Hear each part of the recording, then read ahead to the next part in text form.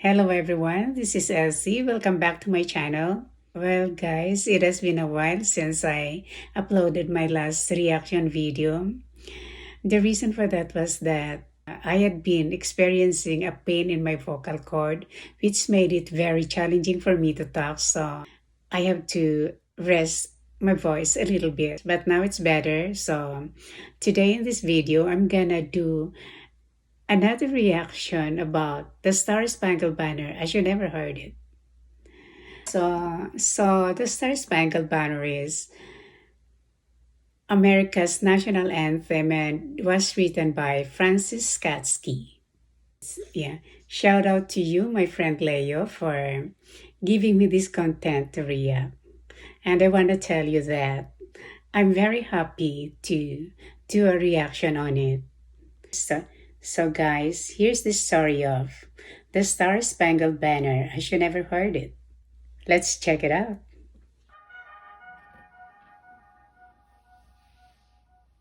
There was a lawyer once, his name was Francis Scott-Key.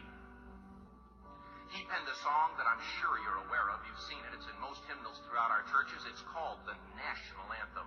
It is our song as an American. We go, however, to a ball game. We stand in our church services and we sing the words of that song, and they float over our minds and our lips, and we don't even realize what we're singing. Most of us have memorized it as a child, but we've never really thought about what it means. Let me tell you a story. Yeah, right. And we even hear this song sung by different celebrities and different influencers on various events with different versions and genres, and we like it. We appreciate it, right? We all find it so beautiful, but we don't know the story behind this beautiful song. So let's go ahead and find out. Francis Scott-Key was a lawyer in Baltimore. The colonies were engaged in vicious conflict with the mother country, Britain. Because of this conflict and the protractedness of it, they had accumulated prisoners on both sides. The American colonies had prisoners and the British had prisoners. And the American government initiated a move. They went to the British and they said, let us negotiate for the release of these prisoners. Predominantly not a military fort. Yeah, it's They said, we want to send madness. a man out to discuss this with you. They were holding the American prisoners in boats about 1,000 yards offshore. And they said, we want to send a man by the name of Francis Scott-Key. He will come out and negotiate to see if we can make a mutual exchange. Okay. On the appointed day, in a rowboat, he went out to this boat and he negotiated with the British officials. And they reached a conclusion that men could be exchanged on a one-for-one basis. It's like Francis trading. Scott-Key, jubilant with the fact that he'd been successful, went down below in the boats, and what he found was a cargo hold full of humanity, men. And he said, men, I've got news for you tonight. You're free. He said, tonight I have negotiated successfully your return to the colonies. He said, you'll be taken out of this boat, out of this filth, out of your chains. As he went back up on board to arrange for their passage to the shore, the admiral came and he said, we have a slight problem. He said, we will still honor our commitment to release these men, but it'll be merely academic after tonight. It won't matter. And Francis Scott-Key said, what do you mean? He said, well, Mr. Key, he said, tonight we have laid an ultimatum upon the colonies. Your people will either capitulate and lay down the colors of that flag that you think so much of, or you see that fort right over there, Fort Henry? He said, we're going to remove it from the face of the earth. He said, how are you going to do that? That's right. He said, if you will, scan the horizon of the sea. And as he looked, he could see hundreds of little dots. And he said, that's the entire British war fleet. He said, all of the gunpowder, all of the armament is being called upon to demolish that fort. It will be here within striking distance in a matter of about 2.5 hours. He said, the war is over. These men would be free anyway. He said, you can't shell that fort.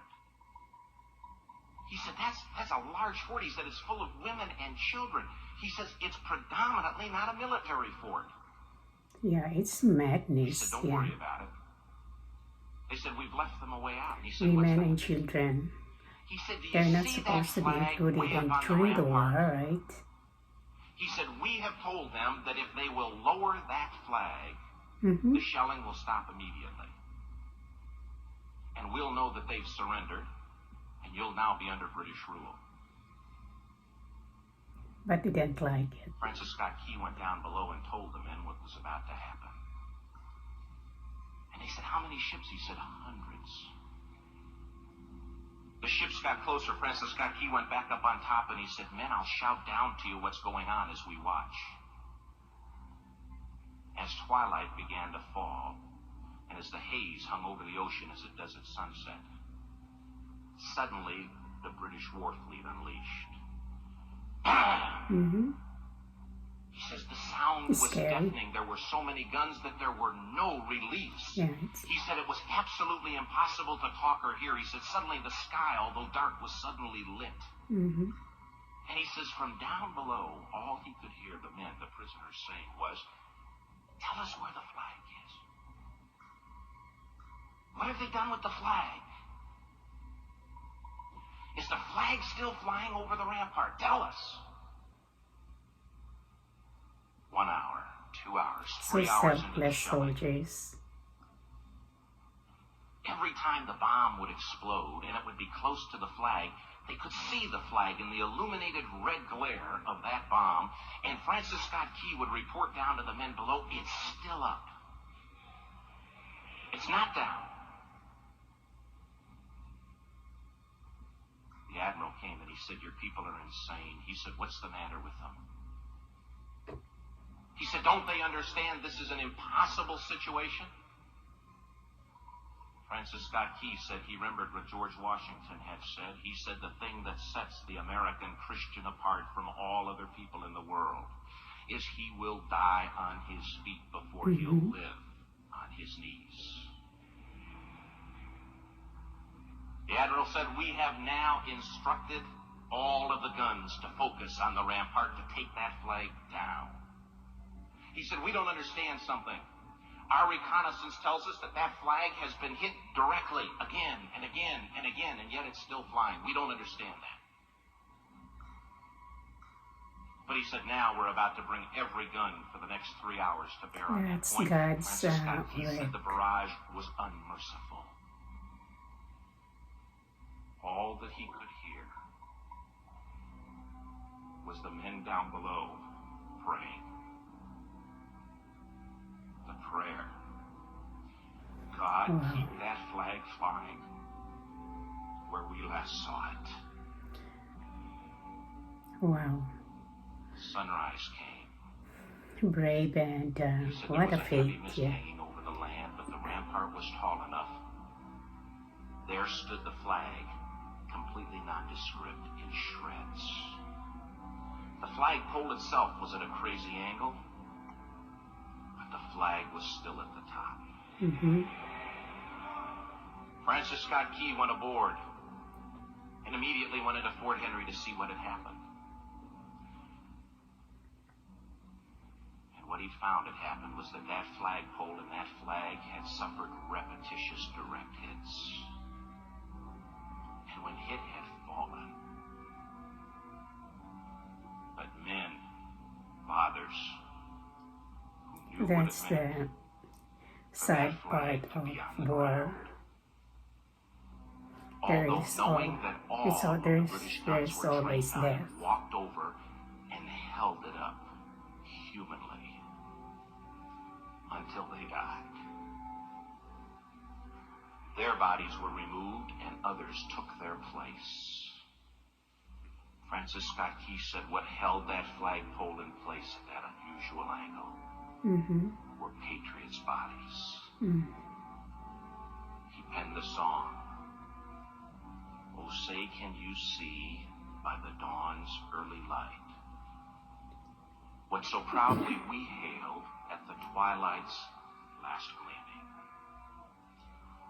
Or the rocket's red glare, the bombs bursting in air, gave proof through the night That that the the flag flag is was still still there." there. Oh, say, does that Star Spangled Banner yet fly and wave o'er the land of the free and the home of the brave. The debt was demanded. The price, it was paid. Yeah. Oh, say, can you see by the dawn's early light what so proudly we hailed at the twilight's gleaming, whose broad stripes and bright stars through the perilous fight for the ramparts we watch were so gallantly streaming, and the rockets singing,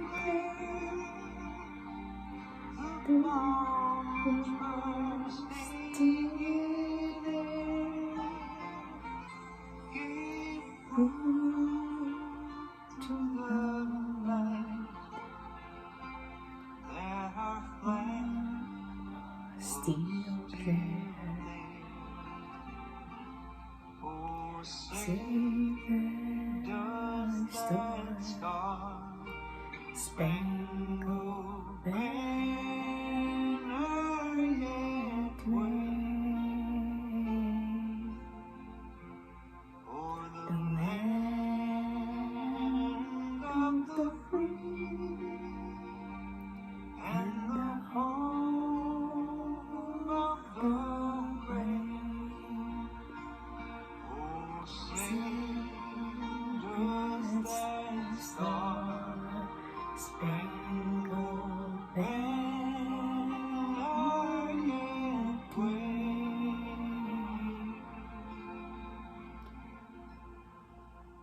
o'er the land of the free and the home of the brave?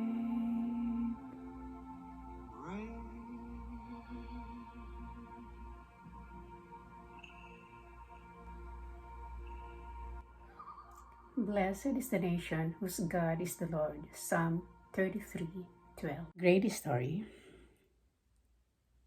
It's a great story. Yes, how can anyone not be emotional after hearing the backstory of the song, Star Spangled Banner? It's sad but very inspirational story. It's amazed me. Yeah, because it tells about a story of courage, bravery, and full of patriotism. So this verse that says, and the rocket's red glare, the bomb bursting in air, gave proof through the night that the flag was still there. Very inspiring, right? Very inspiring, yeah. I think the verse is all about victory. There's this part of the story wherein it tells in details how America obtained its independence from Britain. It's really heart moving because it says that in order for America to obtain its independence from Britain, it has to pay a price. And America paid the highest price that costed the life of brave, loyal patriots. And actually, according to the story, it was a total sacrifice from the soldiers who choose to keep standing even until death, making sure that the flag keeps flying. They stood their ground no matter what the cost for the flag to stay there. So if we reflect with the story, if ever the then soldiers did not decide to sacrifice but surrendered, there's a chance that America is now under the British regime. Yeah, there's a chance. Since that America must be so proud of this then soldiers who took the risk and fight a good fight until death for the freedom of America. Yeah. And I like this verse on the end part of the song, which says that, or the land of the free and the land of the brave. Yeah, beautiful.